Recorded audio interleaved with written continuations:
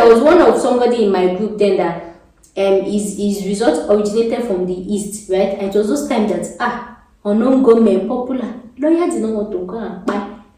So who will now go to his to go and, so that one alone delayed his processing because the lawyer has to verify and go to that thing. So another thing to put in mind is if you are applying to Austria, know the origin of your certificate. Know if is easy verification, verifiable source. That's where your documents came for. I'll be on easy. If you know that it's not on the easy one, just close it and look elsewhere. Hey guys, welcome back again to another video that you guys should be expecting or thinking about. So I know it's been a while with Austria videos, so I'm going to be talking about requirements to move to Austria in 2025 if there's any updated information. Anyways, let's dive right into it. And I just want you guys to know is I actually have an Austria Telegram group. If you'd like to join to meet your fellow Austrians going to Austria. So this one is just group to ask your questions. Maybe you're going to apply for visa and you're facing any difficulty. It's not for admission processing. It's just to ask questions. So if you're interested to join this group, is $50. Thanks very much. So now let's dive right into it. So what are the requirements, the 2025 requirements to actually study or move to Austria, right? In no particular order.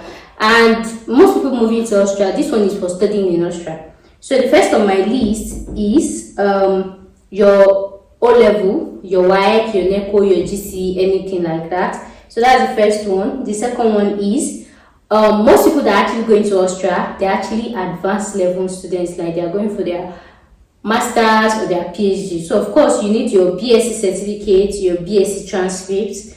The next one on my list is, excuse me, my phone here block. The next on my list is your transcripts. I've mentioned this before. The next on my list is proficiency, language proficiency. So in Austria, they make use of, they speak like, they make use of like three language like English, Austrian, and German. So the thing is, before you apply to any school in Austria, I've made some videos about how to apply to schools in Austria and all of that. Just click my Austria playlist. You will see the video, you see the website you can go. So this is me saying before you apply to any course, and I think I've made a video about English universities in Austria.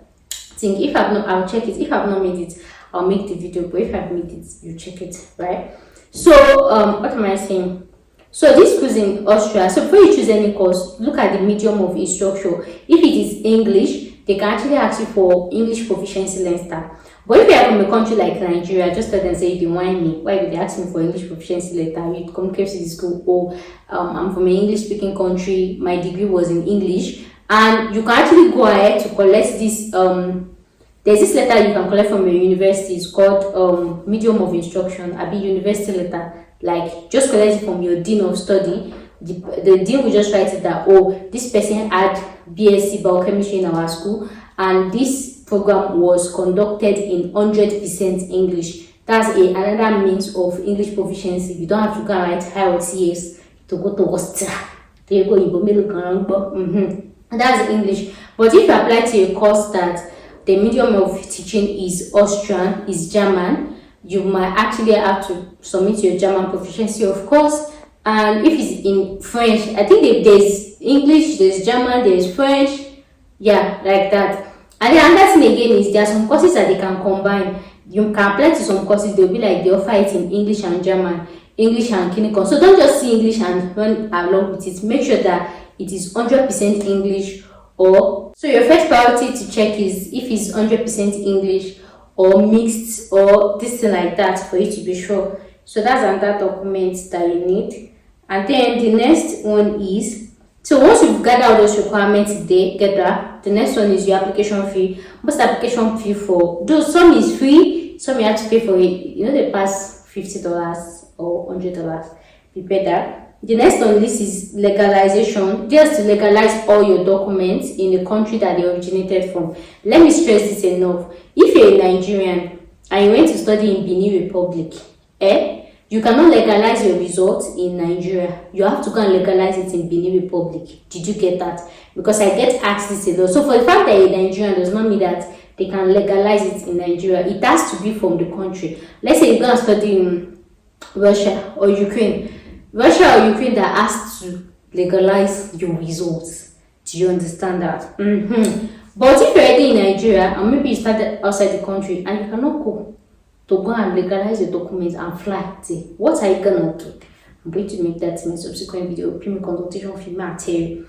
So the next on my list is after those documents, of course, you need your birth certificate as well. So for this birth certificate is divided into two. If you were born after 1992, you need your NPC birth certificate. But if you were born before 1992, you need your NPC attestation of birth.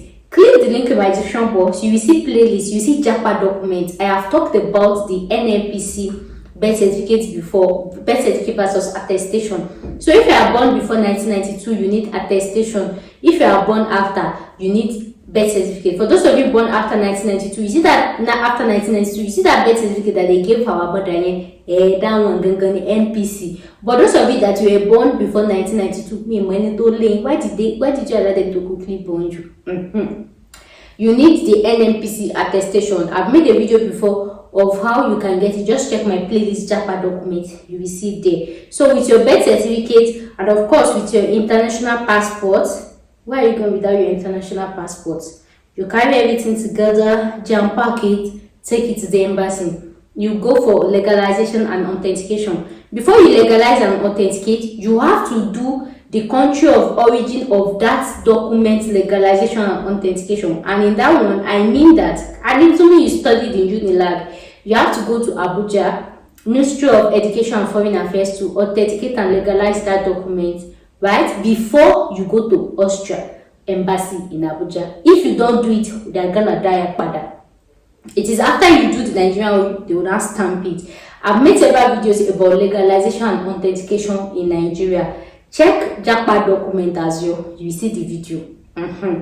Then, if after, so let's assume you got a certificate outside. Let's say maybe you studied in Russia. You take that document to Russia. Russia will legalize and authenticate it before you will carry it to Austria embassy to do.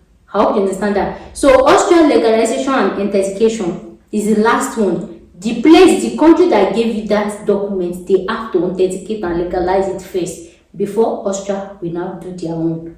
I hope you understand that. So Austria is not the first. The next one is so those are the major documents that you need. So another thing I'm going to tell you is Austria's charge per document, they charge legalization fee per document, per number of pages. So avoid submitting unnecessary ones, right? And another thing I'm going to tell you is be mindful of what you submit. Let's say, for example, you studied in Unilag and then maybe you studied in Benin Republic. They have a lawyer that is to verify. The lawyer from Benin Republic, they will have to travel there to go and verify that did this person come here, did this person this thing. So, in as much as, for example, if you're going for your BSc, right, masters, just submit your BSc and translate. If you are going to submit testimonial, all those documents don't be just to be there because they are going to verify everything. And you know, some of us, like all those documents that you've gotten is higher teacher, and you know, Nigeria not to get this record system. So imagine if your document is coming from Hulumako in the east, about these places. In fact, there was one of somebody in my group then that his result originated from the east, right? And it was those times that unknown government popular lawyer did not want to go and buy. So who will now go to his to go and, so that one alone delayed his processing because the lawyer has to verify and go to that thing. So another thing to put in mind is if you are applying to Austria, know the origin of your certificate. Know if is easy verification, verifiable source. That's where your documents came for. I'll be on easy. If you know that it's not on the easy one, just close it and look elsewhere. Because if you go and apply and maybe you studied in the north, before the lawyer will go to the north and think about his life, whether you want to buy or not, you'll be delayed. I'm just going to tell you the honest truth. But if you like, you study maybe in the west, in the south, I'll be places that are safe. your this thing will not take time. And I'm aware that there are some people that they've started their verification and legalization process, but it's taking time. And that's because, just like I said, the lawyer has to visit those places you got your results from to verify, and did this person came here, were you the teacher, were you did this thing, and this thing like that. So I hope this video was helpful. That will be the end of today's video. Thank you guys so much for watching, and I'll see you guys in my next one. Bye for now.